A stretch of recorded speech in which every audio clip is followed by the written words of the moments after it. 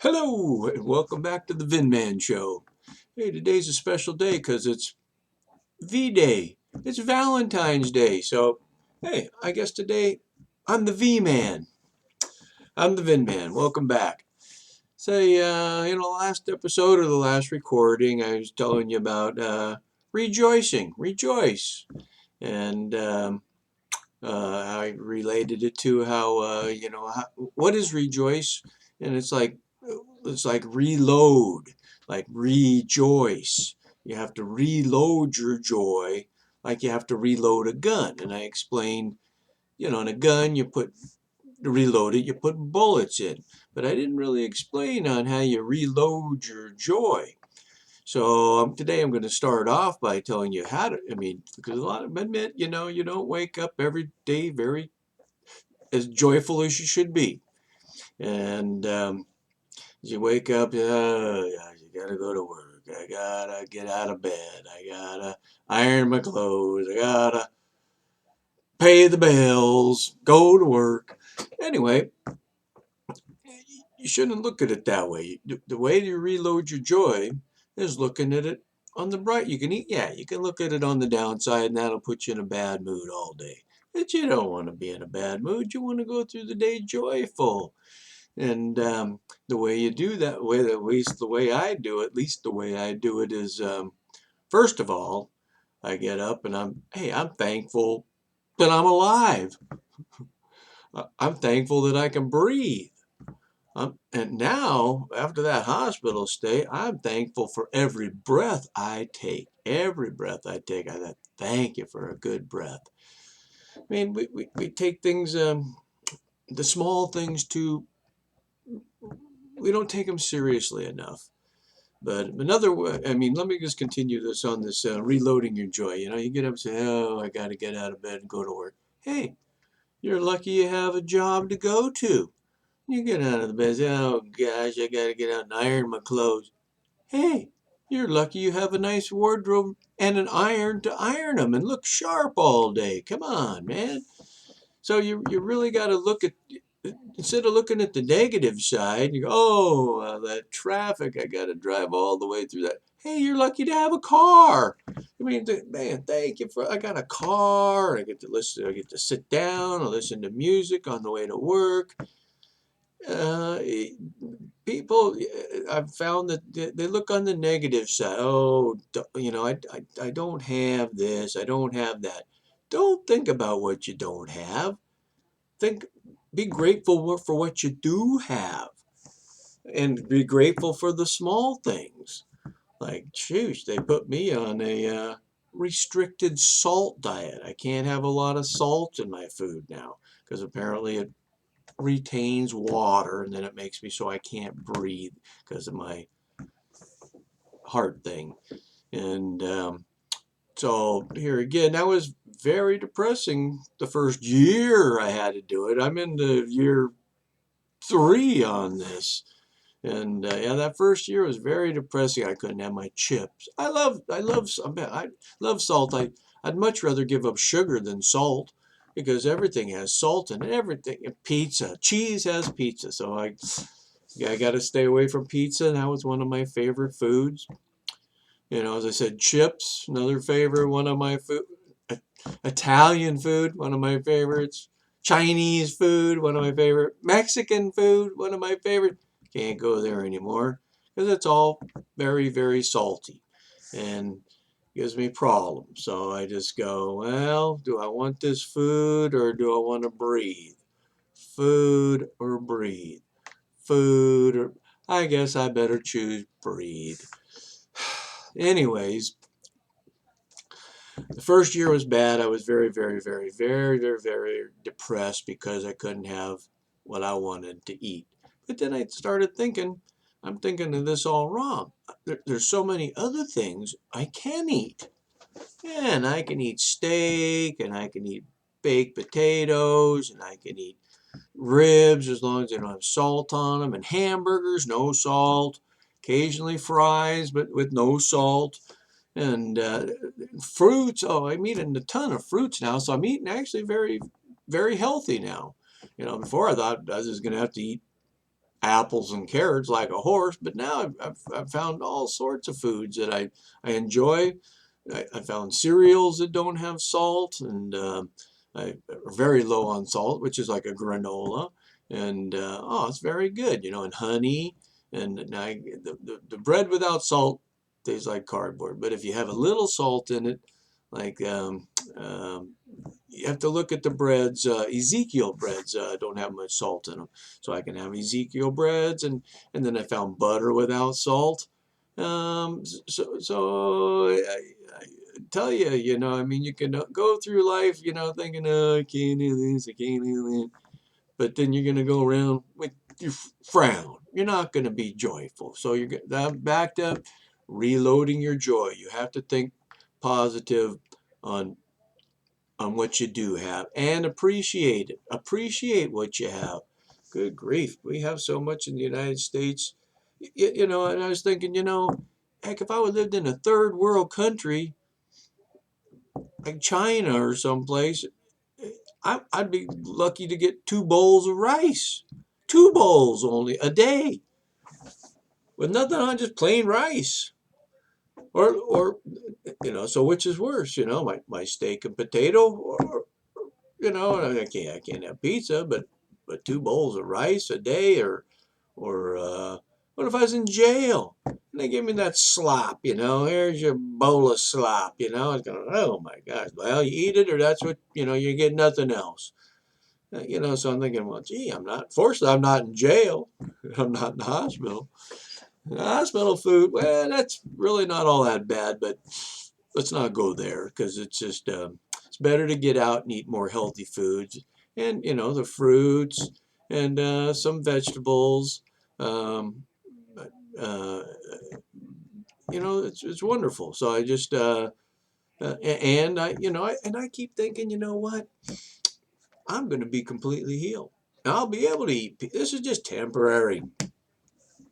Yeah, it's been a few years, but here again, you know, I mean, I'm believing. I'm a believer, and you know, and when it says you pray, it says when you pray, believe that you receive, and you shall have.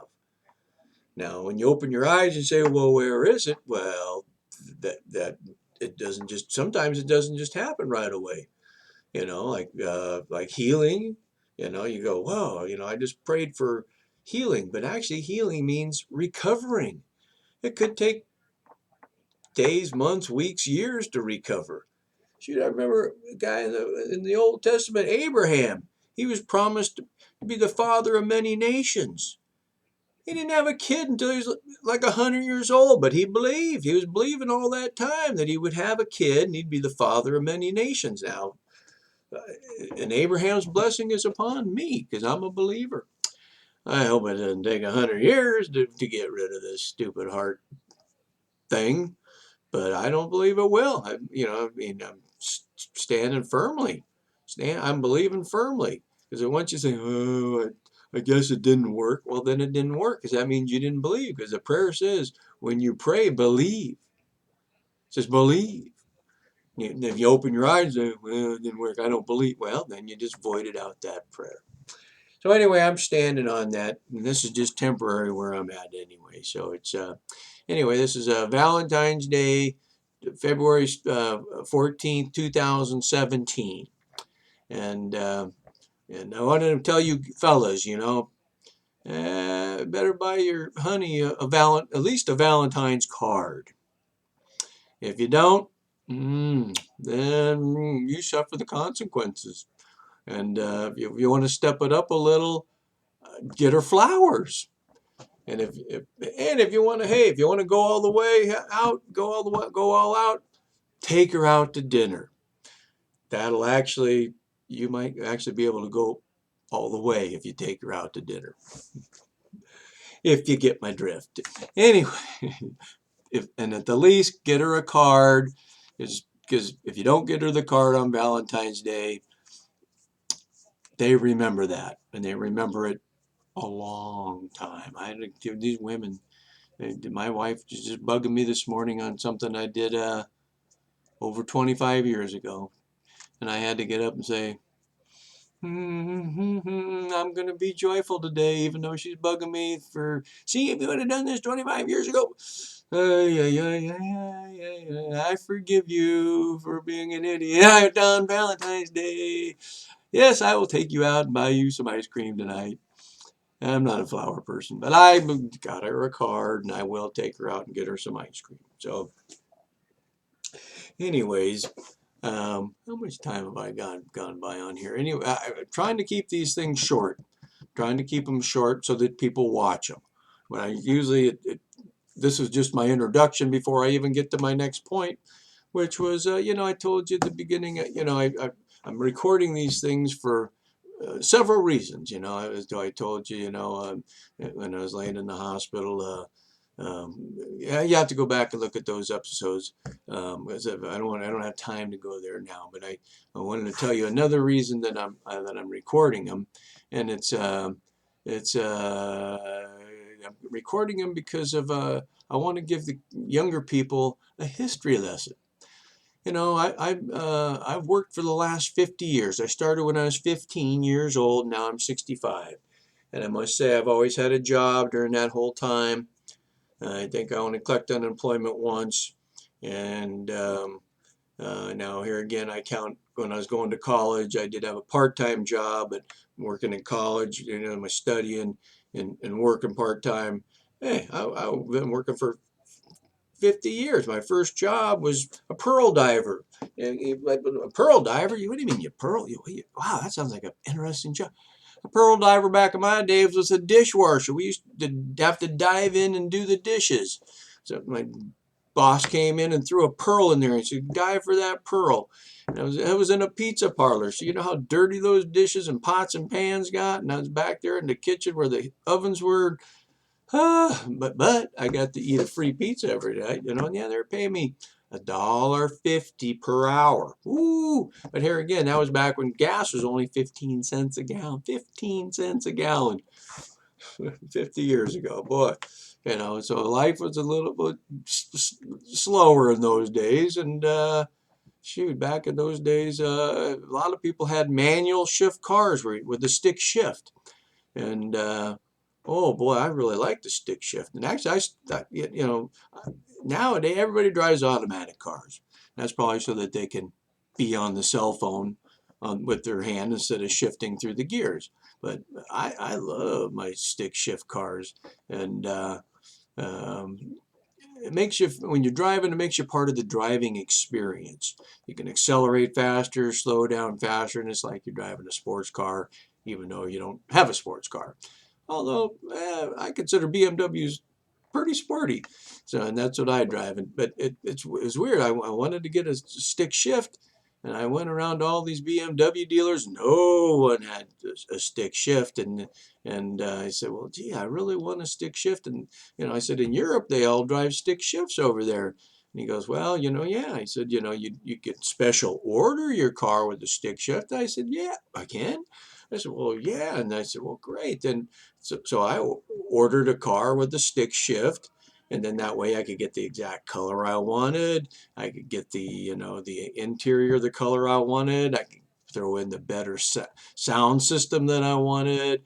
I could have window shades that go up and down. Um, I don't really care for the sport package because that makes your suspension real tight and you bounce up and down. And if you have a cup of coffee, the coffee could spill out on you, and you're just bouncing too much. And they charge me, but it sounds so cool. You want the sport package? And at first I thought I did, but then after driving it a while, test driving the cars, I said, no, I don't want to pay extra for that sport package. I'd rather pay for a real nice sound system inside the car. Boy, they put a real nice sound system in my thing that spoils you. So I have to have that in all my cars now. So anyways, I want that's one of my next episode. I think I'm going to start talking about a history lesson because like actually, I'm so old. I'm like BC. BC is before Christ. Well, I'm not quite that old, although you look at my glasses and you say, well, did Benjamin Franklin own those? He might have, But anyways, BC stands for before computer or before the cell phone. And these young people have no clue what you're that old. Before computers, before cell phone, and they asked me, were dinosaurs walking around when you were young? No, but then they can't fathom a world without computers or a world without cell phones. And that's where I'm from. And I thought, man, I can get along fine without a cell phone. Man, my son, if he left home and forgot his cell phone and got 20 miles away, he'd turn around and go back and get it and be late for work. So he couldn't go a day without a cell phone. My nephew, I said, well, what, that's a pretty big cell phone you got there. What pocket do you keep it in? He goes, pocket? It never leaves my hand. I always have it in my hand. I said, what? And he was serious, He's always looking down there doing something and checking, And I mean, you try and talk to him and you have a conversation. He's, yeah, yeah, yeah. Yeah, yeah, yeah. So, anyways, I'm BC, before computer and before cell phone. So that tells you my age. So that's why I kind of like to tell people what life was about only just 50 years ago. And then 25 years before that, my grandma, she told me, she said, oh yeah, we were on the farm and we raised cattle. And, when we had to take them to town to put them on the train to ship them off to the, packing plants where they, you know, she said the guys would ride the horses and I'd drive the chuck wagon. And she said, I had to, we'd, take a couple days to get to town with all those cows. And I had to feed all the cowboys and drive a chuck wagon. And I said, whoa. And then my grandma lived to where, you know, men were walking on the moon. So you go, my gosh, you go. And I think back then they did have like the old Model T cars, but they also had the horses and the horse and buggy. And I had another aunt that fell out of a horse and buggy, and she got her leg caught in the wheel, and they had to amputate it back in those days. And that was Anniette, yep, with the wooden leg. And when she come to visit, at night she'd take it off, and she'd be hopping all over our house. As a kid, I thought, boy, that was wow. Slide that leg underneath the bed. She was a prankster, and because it when you put those things on her, it kind of has that suction cup. So she'd, when you're sitting around the room and it's quiet, she'd put her finger in there and let little air out of her leg suction cup and go. Sounds just like a fart, and then she'd turn to me and, Vince, don't be farting in the house. And I didn't fart, and everybody said, Vince, quit that, I thought that was funny. And her big joke was she didn't like dogs because she was afraid that they'd come up to her leg and think it was a telephone pole and pee on her leg. So she didn't like that. So, but anyways, that's even further history. I'm just going to go back 50 years, back to when I was 15, back to when the revolution really hit the world. And what I mean by the revolution is rock and roll. Up until then, there was the music was Frank Sinatra, Elvis Presley. But when I was of age, boy, we started off with the Beatles, and then it just went up from there. And in the 60s and the 70s, we had the best music, hands down. And to date, none of that can compare to what I was listening to. I listen to a lot of good music. I go to a lot of good places. I do like smooth jazz now, and I don't know why they call it smooth jazz. It should be rock and roll jazz because they got electric guitars and saxophone. I like the sexy saxophone. And anyways, I want to. That's what I'm going to continue on. And I'm sorry if I ran over my time today, but anyway, have a happy Valentine's Day. Don't forget to buy your honey a card, flowers, and if you want to go all out and go all the way, buy her dinner. See ya. Thanks for tuning in.